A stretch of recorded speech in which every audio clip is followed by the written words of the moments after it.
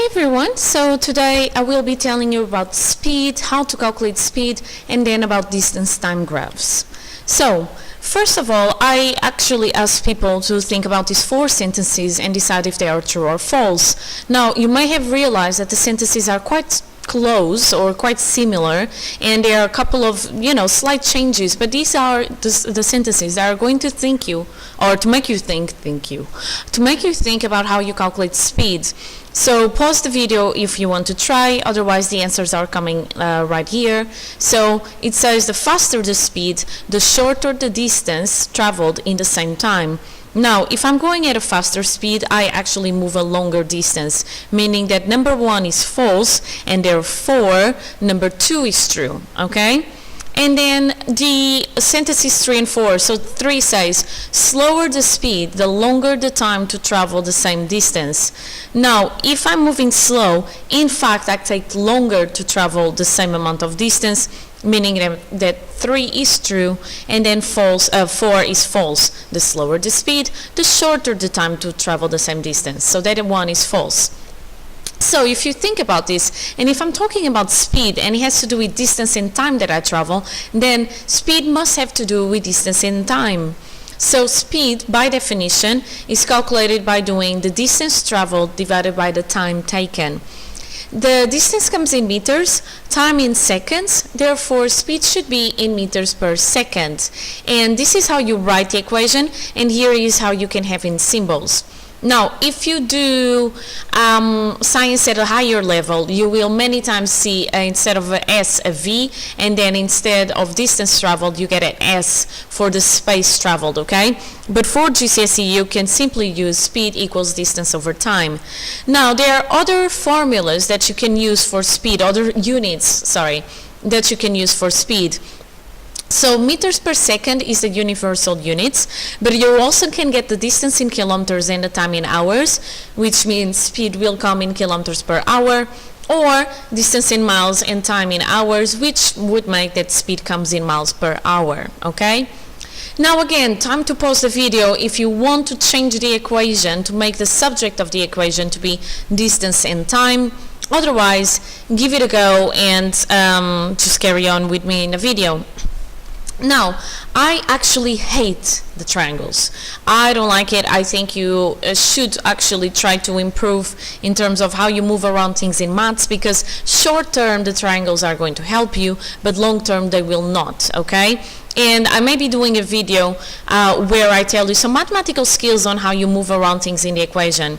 But anyway, we said that speed equals distance divided by time. So you know that in the triangle, the horizontal line is dividing because you have that line of division. And if you have things near each other, you have a multiplying sign. So S equals D over T. This one we know. So you cover S and you get D on top of T. So that speed equals distance over time. Now, if you want distance in here, so you won't get rid of t. The way of getting rid of t is multiplying both sides of the equation by t, because then you get t times s, and then distance over t times t, and these t's cancel out. So that means that distance is going to be speed times time. There we go. And then finally, imagine that you want time. Now, time, again, you want to get rid of s, so you divide both sides of the equation by s, because then you get distance over s, speed, and then s over s, which gives you 1. So then you just stay s over s times t, so that's going to be equals to t time. So time will be distance over speed, okay? So it's up to you if you want to use the formula triangle, like this, or if you want to just use your math skills. But because this is physics and not maths, I don't mind as long as you can get the questions right, okay?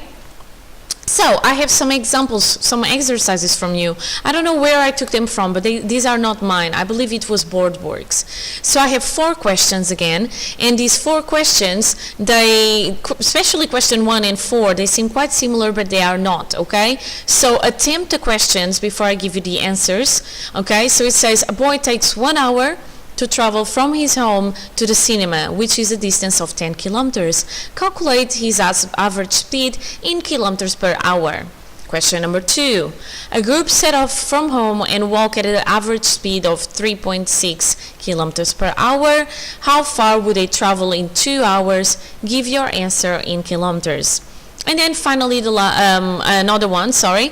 How long would it take a woman to walk 10 kilometers if her average speed is 4.5 kilometers per hour?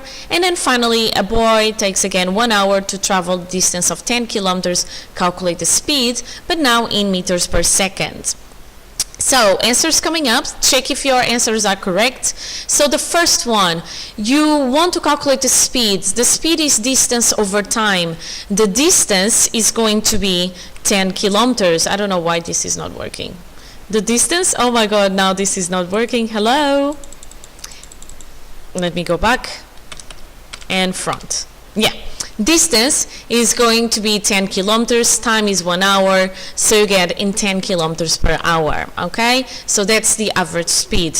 Next exercise. The group has an average speed of 3.6 kilometers. How much do they travel in 2 hours? So now they want distance. Distance is speed times time, so you do 3.6 times 2 hours. This gives you 7.2 kilometers. Next question, which is we are going higher up in level. How long would it take a woman to walk 10 kilometers if her average speed is 5.4 kilometers per hour? So again, I want time. Time will be distance over speed. So you do 10 divided by 5.4. This gives you 1.85 hours. Okay? And finally, the last one.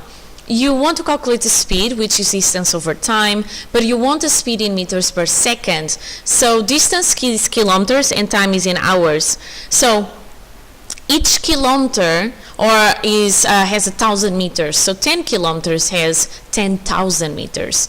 And each hour has 60 minutes. And then each minute has 60 seconds. So if you want to convert from hours to seconds, you do 1 times 60 times 60, because it's 1 hour times 60 minutes times 60 seconds, okay?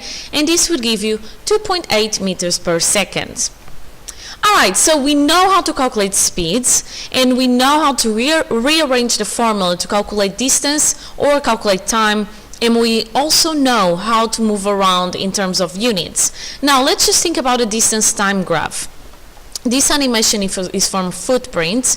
I'm going to have this car moving at different speeds, and I want you to look how the line is being made as the car moves at different speeds, okay? So, if I have the car moving at constant speed, the distance increases over time, which is what is showing in here, in a constant manner. Now, if the car is stationary, over time, the distance doesn't change. So you get a horizontal line. And then, if the car is moving again, distance again increases over time. But because the car was moving faster, then the distance time graph shows a higher slope, okay, or a higher gradient. And then finally at the end, the graph, the car didn't move anymore, so the speed was 0 meters per second. And again, in a distance time graph, this is represented by a horizontal line. Now, as you can see, as I was explaining this exercise, you have different speeds in each stage of the journey. Horizontal lines in a distance time graph show that you have 0 meters per second, so the car is stationary, but you have sloped lines with an inclination, with a gradient, and they will represent the speeds. Now, as you can see from here, the steeper the gradient, the greater the speed, because that means in that amount of time you moved a greater distance. Remember the exercise we did at the start, okay? So here we go. I'm going to show you the graph again being made. Notice how the line is an inclined line if the car is moving, but the inclination changes in terms of gradient, in terms of slope, if the car is moving faster or slower. If the car is stationary, distance remains the same over that amount of time, so you get the same line, okay, so a horizontal line. You can use the graph to calculate the distance that you traveled over that amount of time, okay, so 60 minus 20, 60 minus 20, that gives you 40, over a time of 10 seconds. So you do 40 divided by 10, and then again, you are going to get 4 meters per second, okay? So notice how you can use a distance time graph to calculate speeds at any point of the journey, okay? So as you can see, the graph is being made. You already know this part well. Notice now how you calculate the speed using a distance time graph. Distance traveled 20. Time taken for the distance to travel 20. 20 over 20 gives you 1. Distance traveled 60 minus 20, that's 40 meters. It took 10 seconds for that to happen. So you get 40 divided by 10 and you get 4 meters per second. Okay? So, very quickly to finish off, actually I have another exercise. So let's do this one. I have a couple of distance time graphs. Decide if in each stage my object is stationary, moving faster or moving slower. Giving you the answers right now. So if it's stationary, I put an S. If it's moving faster, I put MF. If it's moving slower, I put MS. Okay, so let's look at the answers. In the beginning is the highest gradient, so it's moving faster. Then it is a horizontal line. Distance does not change over the time taken, so it's stationary. Then it moves again. I have a certain gradient, not very high, is moving slower. And again, the object stops, so it's stationary. And I know that because the distance didn't change over a certain amount of time. Second graph. In the beginning, I have no distance traveled over a certain amount of time, so it's stationary. Then my object starts moving. Distance does not increase a lot, so is over a certain amount of time, so it's moving slower, comparing to the next stage where distance increases quite a lot for the same time, which is moving faster. And finally, at the end, I have a straight horizontal line, means that it's stationary. Okay? So now, final exercise. I have here another graph and I want you to calculate the speed at a certain point. Tell me what sort of line in the distance time graphs indicates a fast and a slow speed. Which time did the cyclist stop to have lunch, and what is the average speed for the whole journey? So again, pause the video to try, otherwise here will come the answers. Speed between the second and third hours. Between 2 and 3 hours, my cyclist went from 10 to 30 kilometers. So the difference in distance traveled is 30 minus 10, which is 20, and then this took in 1 hour. So I do 20 divided by 1, I get 20 kilometers per hour. What sort of line on the distance time graph indicates a fast speed? One that rises quickly, or one that is very inclined, one with a high slope, or one with a steep gradient. Any of these answers would give you the mark.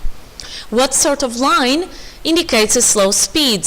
One that rises slowly, one that has a low inclination, or that has a small slope or small gradient. Any of these would give you the marks. What time did the cyclist stop to have lunch and why? Well, if you're having lunch, you probably are not moving. So if you look between 3 and 5 hours, the distance did not change from the initial point of the journey. So between the third and fifth hours, because he traveled no distance at all. And finally, what is the speed for the whole journey? For the whole journey, you just think the whole journey took 7 hours. He moved about 45 kilometers. So you do 45 kilometers divided by 7, and this is going to give you a number, and then that's going to be in kilometers per hour. Okay? So that is it for today. I did speed and distance time graphs. I know it was a lot, and I know I went quite fast, but I hope it made sense for you. Up to my next video. Be happy and healthy. Bye!